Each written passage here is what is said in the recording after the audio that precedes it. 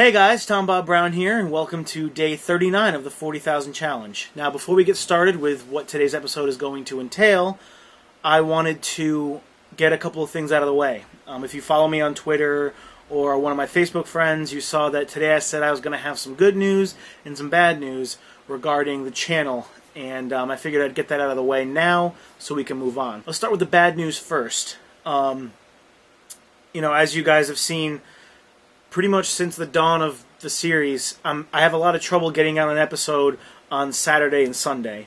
And after a lot of thought, I've decided that I'm going to pull back the reins a little bit and only do this show 5 days a week. So that'll be Monday through Friday. What that's going to allow me to do, and this is where the good news comes in, and while I know it sucks because you guys just love seeing me every day, I know, but I've missed pretty much most of Saturdays and Sundays as it is anyway, so nothing's really going to change. It's just I don't have to feel bad about it. But basically, the good news is what this is going to allow me to do is, add some production value to the show. So I'll have a little bit more time where if on the weekends, if I'm free, I can do an episode early or work harder on an episode. Maybe I can start adding some VFX or start, broadening my horizons as far as the series is concerned, which will allow me to do a lot more for you guys and be a lot more creative. Also, it allows me to kind of have some bigger ideas. So, in the future, there's going to be some new segments that, originally I wouldn't be able to do, having to put an episode out every day. So, we're going to take the good with the bad. I think it's going to be for the better. So I'm really excited to start incorporating more difficult and more exciting things into the series as I move forward. So hopefully you guys are as excited as I am, because I have some pretty cool plans. So, subscribe to me. Follow me on Twitter at Tom Bob Brown. I'll put a little right here, one of those things, so you can click on it and follow me. I tweet stuff all the time, whether it's about the series or not. So, it's a good place to find out what's going on. Alright, so, now, I guess since we don't have a Sunday anymore, Mondays are now going to be the time where I bring up comments or video responses that I get from people, and I talk about them. So now, it's Monday, and so I'm going to do that. So, let's get started. Alright, our first comment comes from a Judith Rodula. Now, this is actually my mother, so I'm playing favorites here. But she commented a week ago, and she asked, would 8 holiday pies ruin your challenge? And if there's one thing that I look forward to the most when the holidays come around, it's when my mother starts making pies. I get cherry, I get blueberry, I get apple, I get strawberry, I get her icebox cakes. Now let me explain to you what an icebox cake is. It is graham cracker crust, layer of vanilla pudding, layer of crushed graham crackers, layer of chocolate pudding, and another layer of crushed graham crackers. You put that in the freezer or in the fridge, and you let the pudding do its thing, and then you literally cut it out like slices of pie. Or if you're me, you take the biggest spoon you can find and shovel it into your mouth, because it is the greatest thing you could possibly think of. Some of you are watching this right now like holy shit, I need to make one of those. And let me tell you, it's foolproof. Just layer that shit and eat it. It's the best. But unfortunately, for the purposes of this challenge and in the interest of losing weight, yes, 8 holiday pies would ruin my challenge. But I want 8 holiday pies. So I'll just have to work harder. So really, we're taking this full circle, Mom. You're really just motivating me to work harder by feeding me stuff that's bad for me. And, what else is a parent to do than to motivate their child? So, really, thank you, Mom. I appreciate it. Alright, this next comment comes from an S. Riggett a couple of days ago. He said, I was pooping while watching this. I think it made it exhilarating.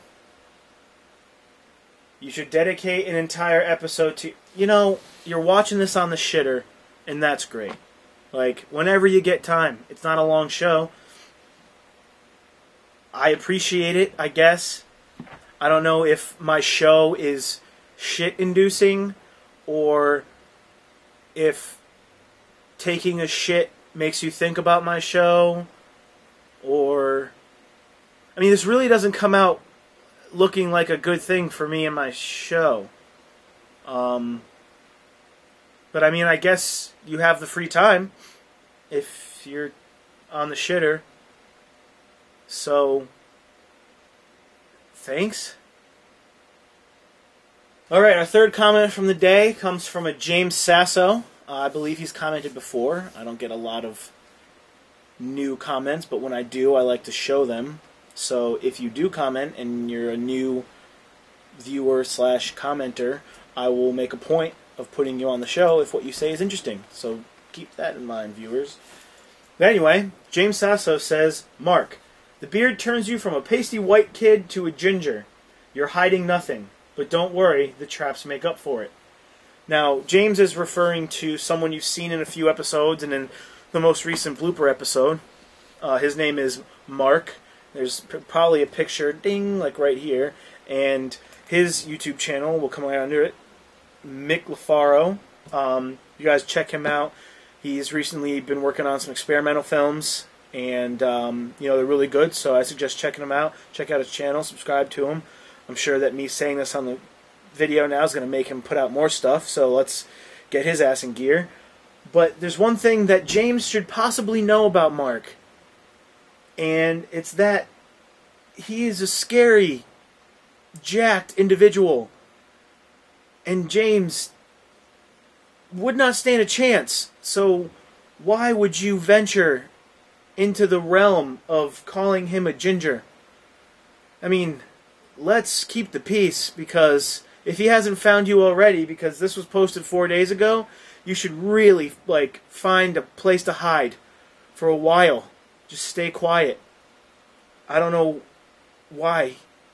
Just, Mark, if you're watching, I don't know. It's not that he speaks for himself. So, just don't hurt me. Alright, our final comment from the day. I couldn't let this one go. It's from Timothy Morris. He comments all the time. I've talked about how we can't get this kid to shut up. But I saw this one. I wasn't going to use one of his, but I saw this, and I couldn't let it go. And he said, do a video about the giant beaver that is living on your face. Now, he's referring to the couple of episodes where I was in the car. And I mean, as you guys can see now, I have quite the beard. And it just seems like somebody's a little jealous, so they're trying to be hurtful. And, you know, there's two kinds of people that I've realized that hate on the beard. And that is, A, people who can't grow them or look stupid when they grow one. And B, girls. Sometimes. And there's 4 reasons I can give you that enable me to keep my beard and to love my beard. And those are, I really don't care. And now, I can probably safely assume that Timothy Morris is one of the people who cannot grow a beard to save his life. And so I would just welcome him to go ahead and try and post a video with you with your luscious beard that I can make fun of for having a giant beaver on your face. I challenge you, sir. Grow a beard. Because if you can't, shut the fuck up.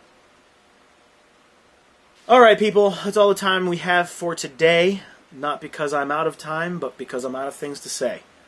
I encourage you to subscribe to my channel, because I'll be doing videos every Monday through Friday.